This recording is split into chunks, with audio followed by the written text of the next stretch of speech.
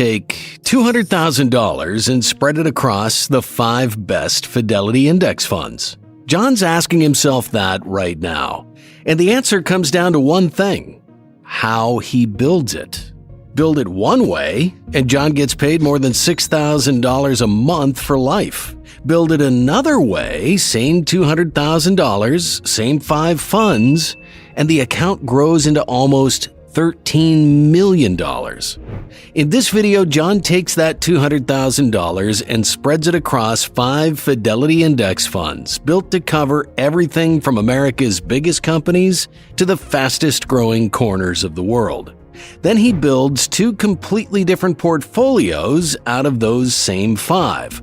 One tilted to pay him, one tilted to grow.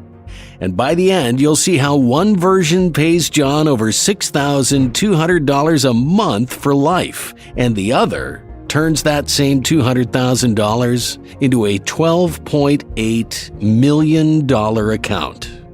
So here's where John starts. He's gone through just about every index fund that Fidelity offers, and he keeps landing on the same 5. There's a reason for that. Every portfolio worth building has a few jobs that need to be filled. Number 1, something to anchor it. 2, something to grow it fast. 3, something reaching for the companies that aren't big yet. 4, something paying real income. And 5, something betting on the parts of the world that everyone's written off. 5 jobs, and these 5 funds handle them. Quick thing before we get into them, in case you're newer to this: an index fund is just a basket of stocks that follows a set rule. Nobody's sitting there picking winners and losers. The fund owns whatever's in the index that it tracks, and that's it. That's why these things cost almost nothing to own, and why they tend to work so well if you just leave them alone over the long term. All right, the 5 funds. John starts with the one that holds everything together, the boring one, FXAIX, the Fidelity 500 Index Fund. This is the anchor. It tracks the S&P 500, which is basically the 500 biggest companies in America all in one fund. When you hear someone say, "Well, the market was up today," this is basically what they mean. The names inside are exactly who you'd guess: NVIDIA, Apple, Microsoft, Amazon, Meta, and it leans heavy on tech, more than a third of the whole fund. John picks this one first and doesn't think twice about it. There's nothing to debate here. If you're building anything at all, this is the floor you build it on.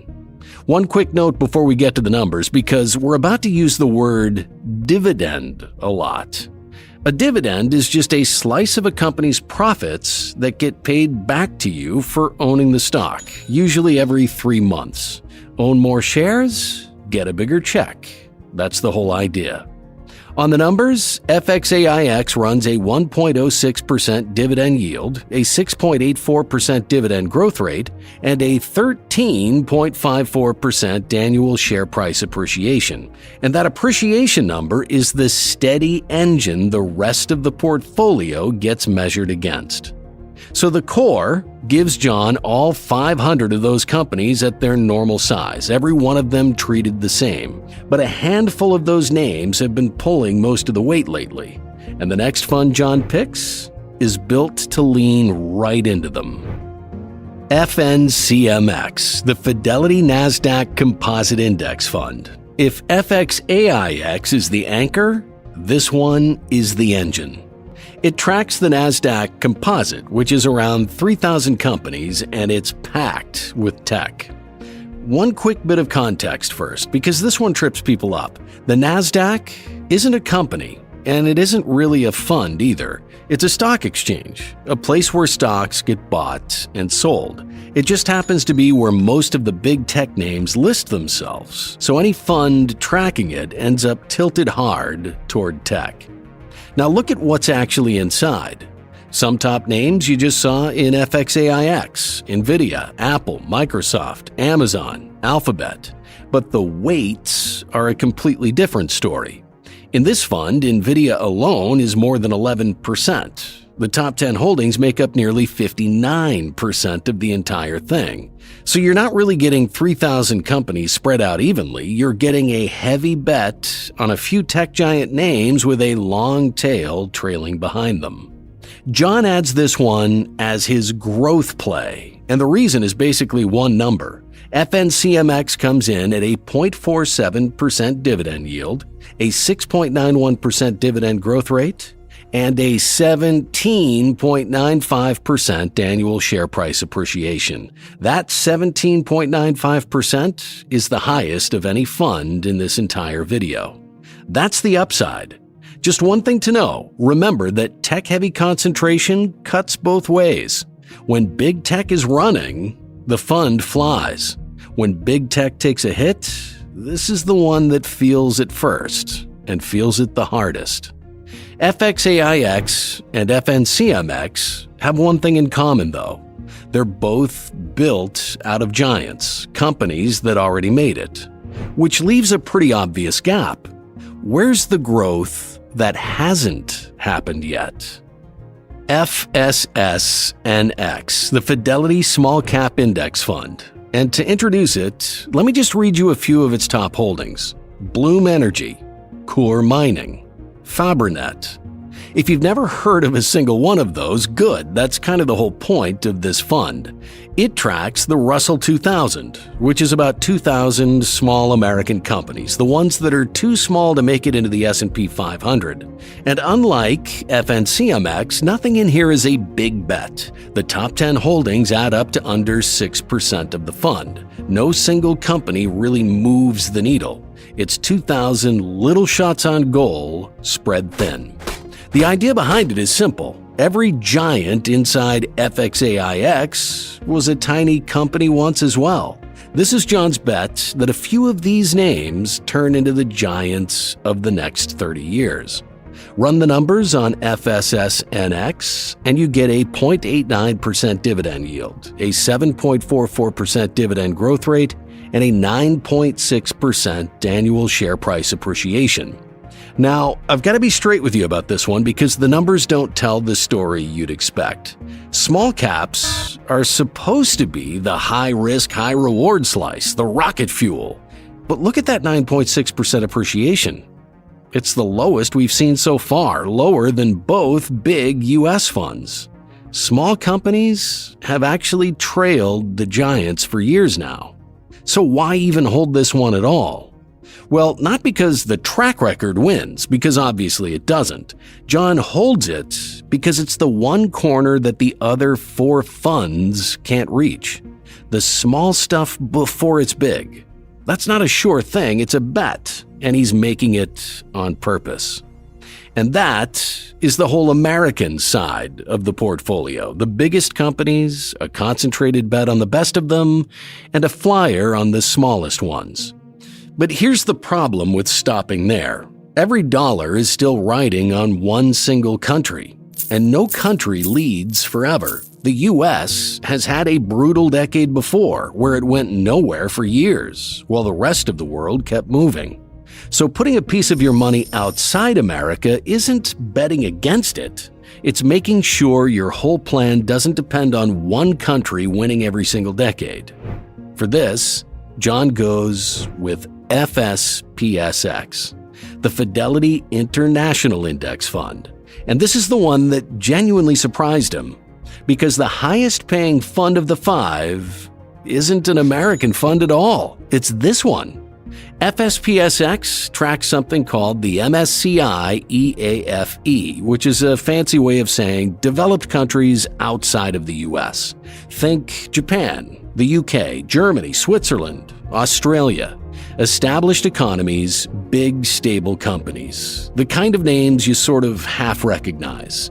Nestle, Roche, AstraZeneca, HSBC, plus ASML, a Dutch company most people have never even heard of that builds the only machines on Earth advanced enough to print a modern computer chip. They don't make the chips, they make the machine that makes them possible. FSPGX does two jobs in this portfolio. The first one is income, and we'll get to exactly how much in just a minute. The second is insurance. If America hits a rough patch, this is the part of the portfolio that doesn't go down with it because it isn't tied to the U.S. at all. Here's where FSPGX earns its spot. A 5.8% dividend yield, a 6.85% dividend growth rate, and a 7% annual share price appreciation. That dividend yield at 5.8% is more than triple the next highest fund in the lineup. But sit with those numbers for a second because they pull in two directions.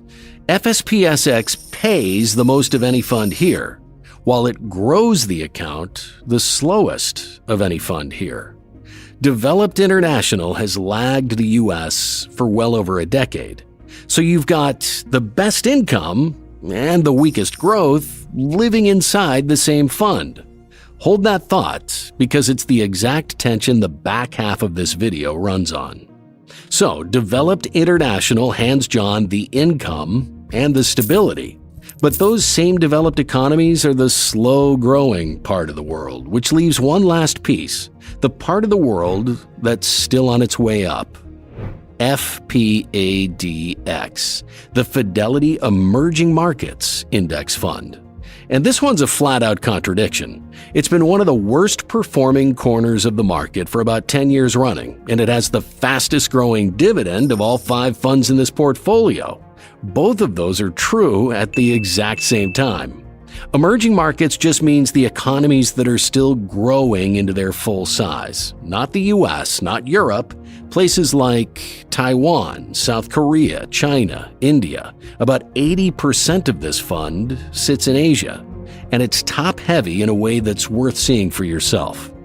Taiwan Semiconductor is the company that takes machines like ASML's and actually manufactures the chips. Most of the world's advanced chips come out of their factories, and it's more than 14% of the whole fund on its own.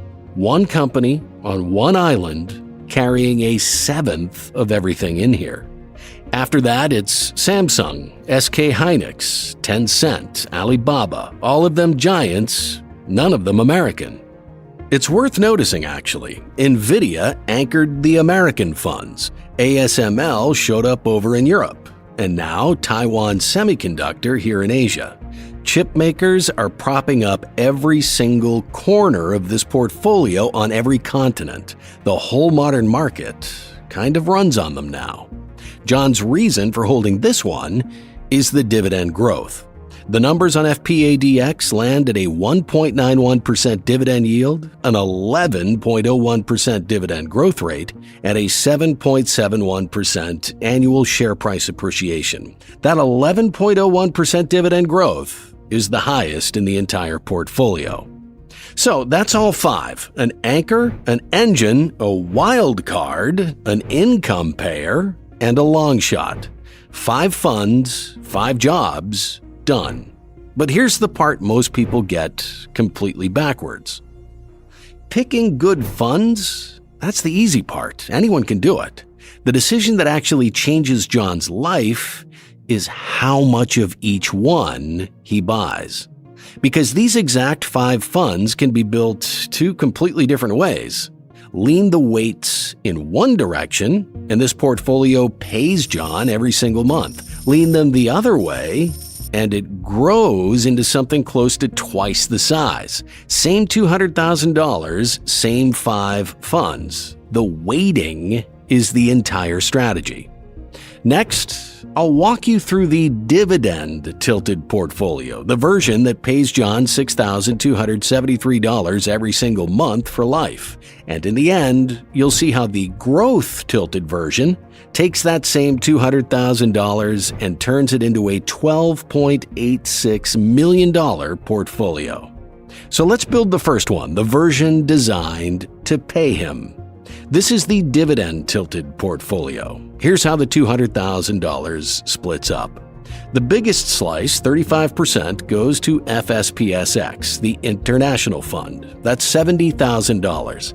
It's the biggest piece because it's the one writing the checks. That 5.8% yield is the cash actually landing in John's account.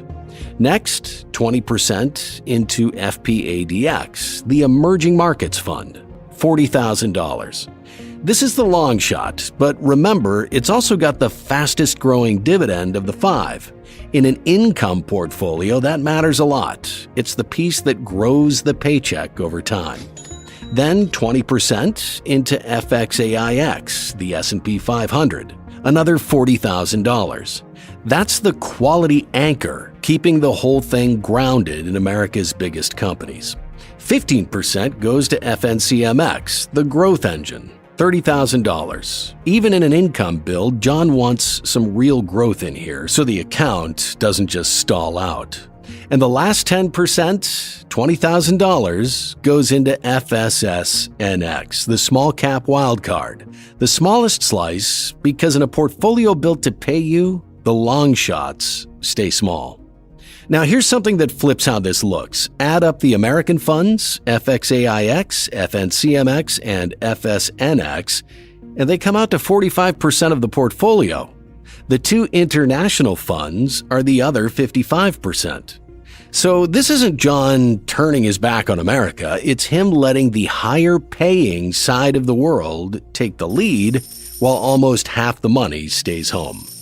Put those 5 weights together, and the dividend-tilted portfolio comes out to a 2.78% yield, a 7.75% dividend growth rate, and a 10.35% annual appreciation.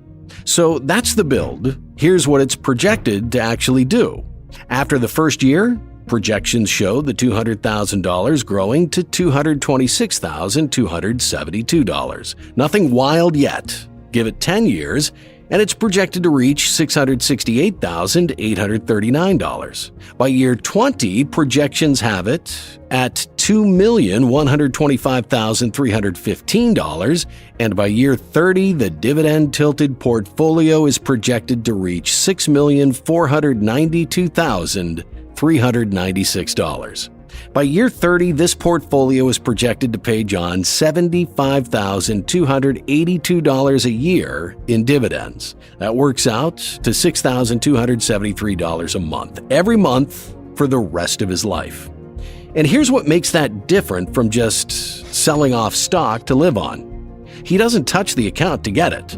The $6,273 is the dividends being paid out on their own. The shares stay invested. The account stays whole and keeps right on growing. The money just shows up. Of the roughly $6.29 million this portfolio is projected to add on top of the original $200,000, about $5.45 million would come from share prices rising over time. The other $839,000 or so would come from dividends being reinvested along the way. That word reinvested is doing a lot of work, so quick explanation. Every time a dividend gets paid, instead of pocketing the cash, John uses it to automatically buy a few more shares. Those new shares then pay their own dividends, which buy more shares, which pay more dividends. Stretch that loop over 30 years, and it turns into a snowball. So that's the version built to pay John $6.49 million in the account and $6,273 landing every month without him selling a thing. But that's only one way to build it. And John knows there's another version of him watching this, a version that doesn't care about the monthly check, a version that just wants the biggest possible account at the end. So what happens when he takes those exact same 5 funds and weights them in the opposite direction? Same 5 funds, brand new weights, and they look almost nothing alike. Half the entire portfolio now, 50%, $100,000, goes to FNCMX, the growth engine. That 17.95% appreciation was the highest of the group, and this build leans on it as hard as it possibly can. 25% goes to FXAIX, the S&P 500, $50,000. Still the anchor, just a bigger one this time, adding more steady large cap growth. 10% goes into FSKAX, the small cap wildcard, $20,000, same as before, the long shot for some extra upside. 10% goes into FPGX, emerging markets, another $20,000. The bet is still on the table, just sized small.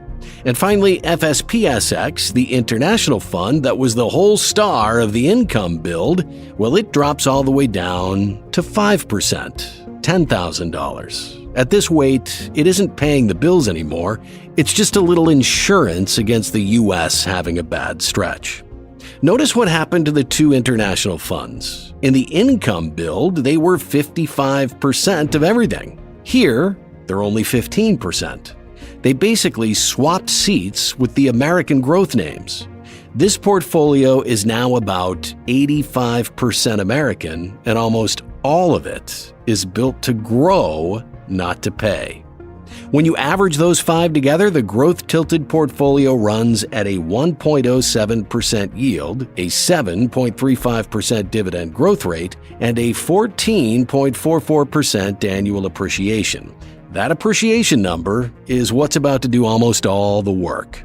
So if the goal is the biggest possible number at the end, this is what that's projected to look like. After year one, it's projected at $231,022.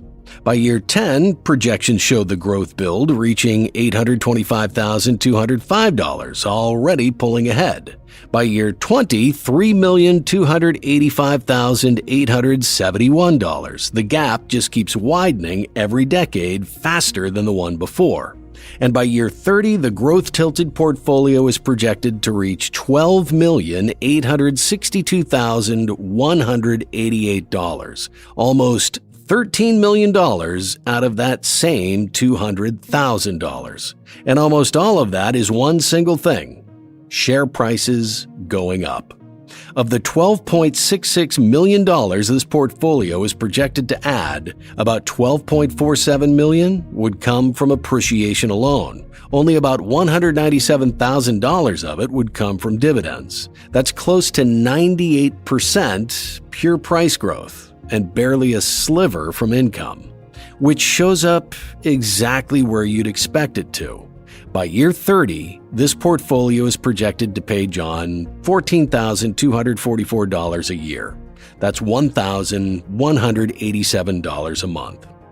So, John's now got two portfolios in front of him, and the one that grew almost twice as big is the one that pays him almost nothing. That's the part that doesn't sit right with John at first. The income build ends at $6.49 million. Paying $6,273 a month. The growth build ends at $12.86 million, paying only $1,187 a month. On the dividends alone, the smaller account pays more than 5 times what the bigger one does. But hey, I know some of you are already running a different set of math in your head, because there's another way to pull income out of that big account, and it's called the 4% rule. Quick explanation: the 4% rule is the standard guideline for living off of your investments. The idea is you can pull out about 4% of your portfolio every year in retirement, and the account should last you. So let's apply it. 4% of that $12.86 million growth portfolio is $514,487 a year, which comes to $42,874 a month. That is a fantastic number. It's nearly 7 times the income portfolio's $6,273. So if your goal is the most spendable cash in retirement, the growth build, using the 4% rule, is genuinely hard to beat. That's a real valid way to do this.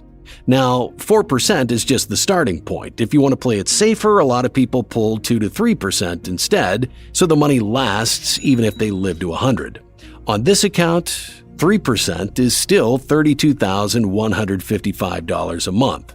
Sure, there will be some flex year to year, more in good markets, less after a bad one. Whatever number you'd actually use, you can run it on your own balance. The point is, the big account gives you that flexibility.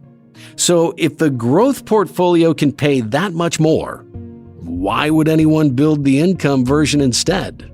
Here's the one thing the 4% rule can't get around: selling. That $42,874 a month only exists if John sells off a chunk of his shares every single year. He's slowly drawing the account down to pay himself. Meanwhile, the income portfolio's $6,273 works differently. That's dividends being paid out while every share stays exactly where it is. The account doesn't shrink. In fact, it keeps growing. He never sells a thing. And that difference matters most the moment the market drops. Say it crashes the same year John retires. With the growth portfolio, he'd be selling shares at the bottom just to cover his bills, locking in those losses for good. There's a name for that risk. It's called sequence of returns risk, and it's one of the reasons people retire with huge accounts and still manage to run low. The dividend portfolio doesn't care what the market did this year. The checks just keep coming. So I know what you're asking. Which one actually wins? Both of them. That's the honest answer. The growth portfolio makes John richer, and it can hand him far more cash to live on as long as he's comfortable selling pieces of it and riding out the timing. The income portfolio pays less, but it never asks him to sell, and it never leans on good timing to work. One version is a bigger pile he draws down over time. The other is a check that shows up every month while the whole account just sits there, still growing. That right there is the real decision John's making. Does he want a bigger number that he has to slowly take apart, or a steady paycheck that leaves the entire thing standing? But that paycheck took $200,000 to build. What if you don't have $200,000? What if all you've got is